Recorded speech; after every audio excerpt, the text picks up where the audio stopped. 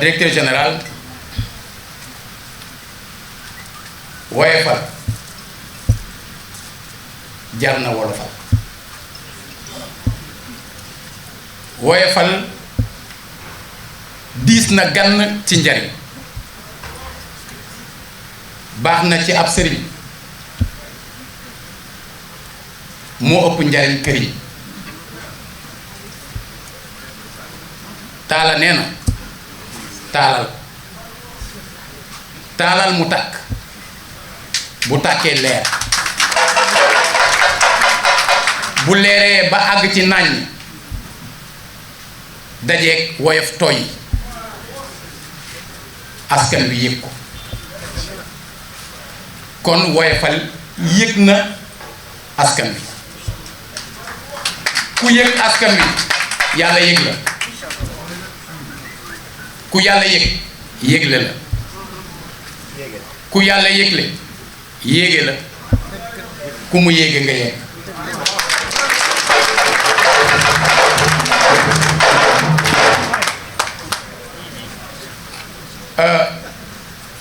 jërëjëf defe naa ni ay weer yu gàtt ngi nii ngeen ñëwoon fi mu am lu ma leen waxoon ngeen dikk Thiès ma ànd ak yéen wër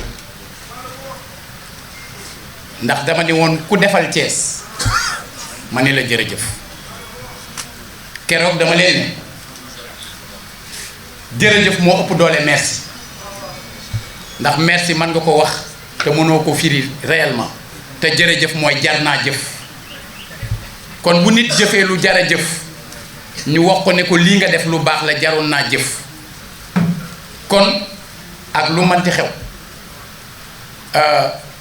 kii nga xamante ne sunu frère la di sunu mbokk di sunu dëkkandoo Thierno Alassane Sall nee naa ko jërëjëf liggéey na ba wàcce nañu ko ndegam keroog ba nu àndee moom laa ñaanoon yenn yi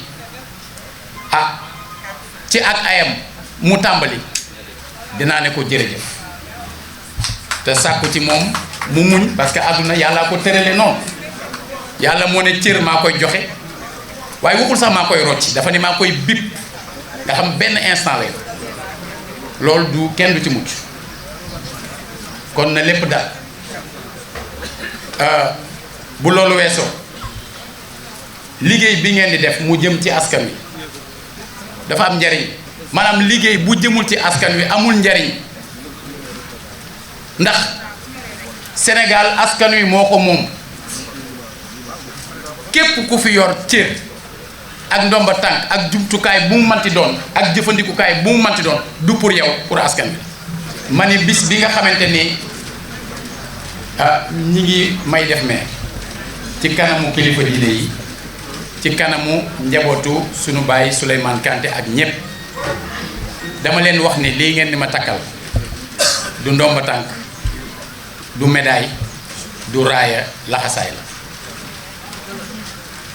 ngir danoo fas yéene doon bàyyi faalu dëkk bi danoo fas yéene doon surga dëkk bi kon bu ñu gisee ci nit muy liggéey lu mën a jariñ dëkk bi dañ koy dem daagaani ci moom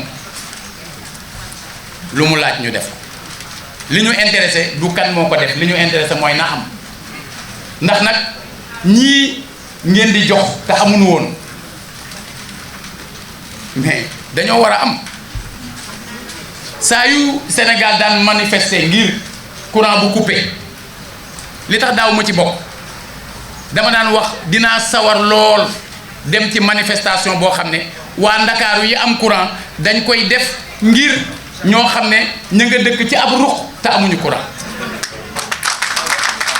loolu mooy nation loolu mooy solidarité te lii ci la bokk ndax ñooñu nga xam ne ñoo ciy jariñu bu ko kenn xeeb ndax kenn ku nekk ci ñoom rek ñun dey Thiès sant nañu ci téeméeri juróom fukk yooyu ñu tànn jour bu nu mënee fexe ba ànd kook ñeneen ñu am kàttan ba yokkulee nit ñu def ko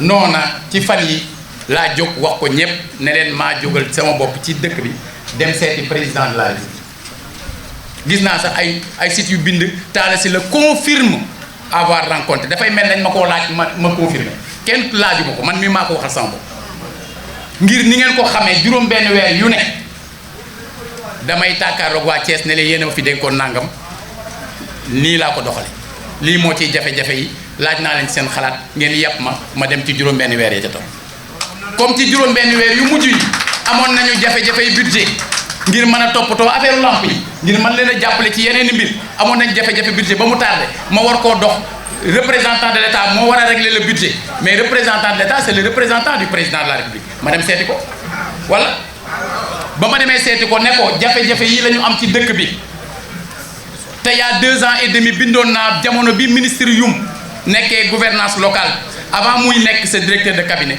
bindoon naa ko ne ko Thiès dañoo nangu ci moom lépp fépp fu mu daan jëlee alal pour mën a doxal dëkk bi te amul feneen fu mu ko mën a jëlee nous avons besoin d'un fonds de concours spécial ma bind ko depuis 2 ans et demi ah ma ni président léegi lu ngeen ci wax mu décidé ne dina accorder à la ville de Thiès un fonds de concours spécial ce qui est prévu par les textes mais du Thiès rek a ko am man xam naa ci daal mais du man ñeneen ñi du ma seen porte-parole man porte-parole waa Thiès laa donc bu Thiès laa wax Thiès président nee na danañ accorder 500 millions pour ñu doxal ville de Thiès ci secteur yi nga xam ne am na ay jafe-jafe ngir néew di doole ji man cee bénéficier man maa ne ko jërëjëf ci turu Thiès ça n'a rien à voir avec la politique il faut que les uns et les autres sachent raison garder ce pays appartient au peuple l'article 3 de la Constitution stipule la souveraineté appartient au peuple qui l'exerce par l'intermédiaire de ses représentants ou directement par référendum.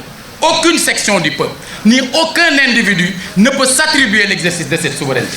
sañ-sañ bi askan wi moo ko moom te moo koy dénkaane wala mu doxalal ko boppam ci référendum amul benn pàcc ci réew mi wala benn doomu aadama ci réew mi bu sañ a ak moo sañ-sañ boobu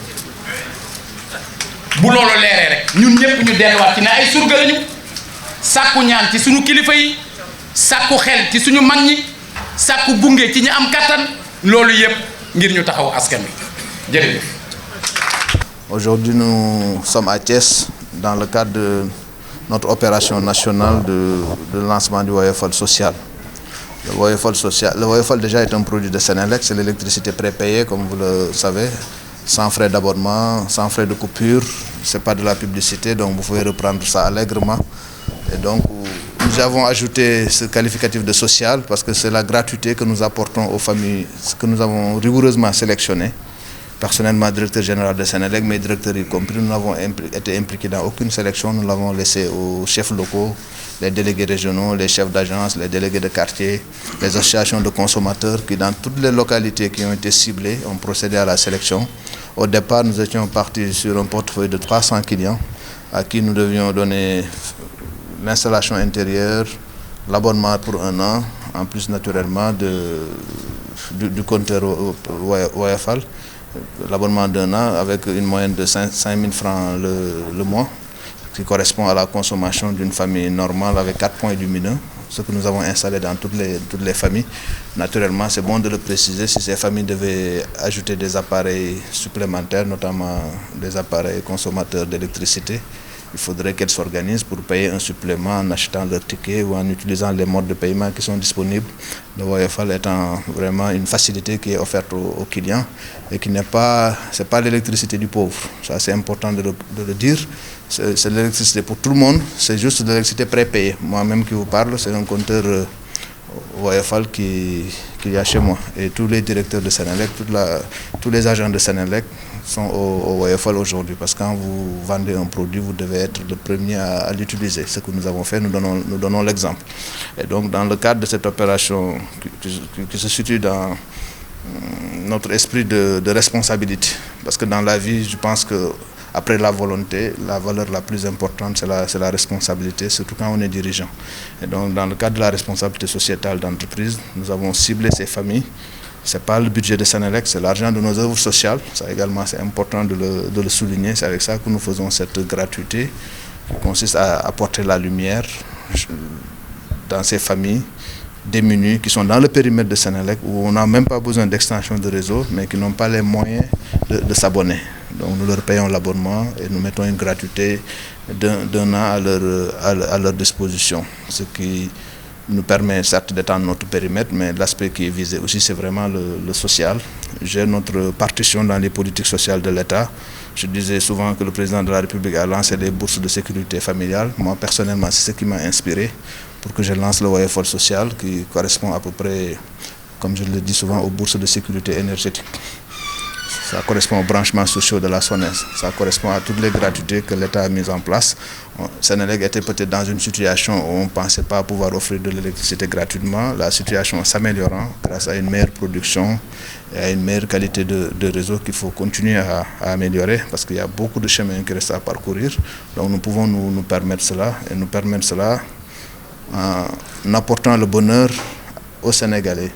Parce que je ne pense pas qu'un individu dans la vie ait une mission plus noble que de rendre son concitoyen, que de rendre un autre homme heureux.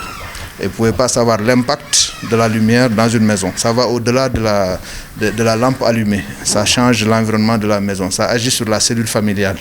Parce qu'on parle souvent de la déstructuration de notre société. Ça part de la déstructuration du tissu familial, où les chefs de famille n'arrivent plus à avoir la même mise sur leurs enfants qui sont laissés à eux-mêmes souvent. Et vous imaginez une famille sans électricité, donc c'est le réflexe pour les enfants de sortir tous les jours, aller regarder le match de football à côté, de ne pas pouvoir étudier correctement. Parce que vous savez, il y a ce spectacle des enfants qui étudient sous les lampadaires publics, parce qu'il n'y a pas de lumière et assez de lumière chez eux. Et donc vous voyez, quand vous mettez de la lumière dans une maison, ça va au-delà de l'éclairage, ça change le cadre familial, ça change l'harmonie familiale et ça a un impact important sur l'éducation des enfants et donc sur la productivité de cette famille qui est une cellule économique. Parce que la famille est une cellule économique. Dans le cadre de l'extension de votre périmètre, il est prévu un financement de la Banque mondiale. Est-ce que vous pouvez revenir sur ce financement? Nous sommes dans le Woyofol social et la Banque mondiale nous rejoint, c'est heureux. Pour une fois, ce n'est pas nous qui copions la Banque mondiale, c'est elle qui nous copie et c'est une très bonne chose. La banque nous tient à 500 familles. La Banque mondiale a décidé de financer 37 000 familles, suivant le même procédé que nous venons d'écrire, la gratuité de l'abonnement en moins. Parce que la Banque mondiale ne saurait faire de la gratuité au niveau de l'abonnement, mais les installations seront gratuites et pour 37 000 familles. Et donc ce programme commencera en 2017 pour certainement se terminer en 2018. Donc d'ici à l'année prochaine, vous verrez qu'il y a des milliers de familles qui sont démunies, comme celles que nous avons vues aujourd'hui à Thiès, qui pourront bénéficier de l'électricité. Voilà. Nous avons bien écouté votre discours, mais il semblerait qu'il y a des gens tapis dans l'ombre qui veulent ternir l'image de marque de la société. Non, ça, il semblerait, c'est l'évidence, ça c'est général. Vous avez vu une œuvre que personne ne cherche à salir, ça n'existe pas. C'est ainsi va la vie. Senelec n'a pas une particularité. Donc c'est un message général que j'ai délivré, un message de moralisation de nos rapports, de mieux vivre la devise du Sénégal, un peuple, un but, une foi.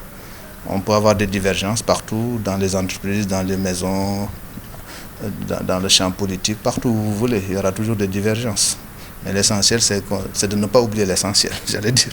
Déjà, vous avez insisté sur l'accueil aussi. Voilà, ça m'importe beaucoup. Le respect que l'on doit au client, l'accueil. Parce que c'est ça le premier contact du client avec Senelec. Si ce premier contact il est raté, le reste, parce que la réputation de la société m'importe beaucoup. L'image de Senelec, pour moi, est fondamentale. Il faut la garder, il faut l'améliorer pour que le client se sente en confiance et qu'il ait plaisir à venir dans nos agences et à payer. Parce que l'acte de paiement, il est déjà difficile. Donc si l'accueil est mauvais, c'est une difficulté qui vient s'ajouter à une autre difficulté. Et donc ça ne coûte rien, c'est gratuit de bien accueillir les gens. Et donc c'est le message que je ne cesserai de passer pour qu'ils sachent qu'ils sont au service des clients et pas l'inverse. Ça c'est extrêmement important. Et vous avez prié pour des relations apaisées entre votre ancien ministre de tutelle et le chef de l'État, M. Thierno Alassane Sall? Entre Thierno Alassane Sall, ministre de l'énergie et du développement des énergies renouvelables sortant, et le président de la République, je ne peux que prier et dire du bien.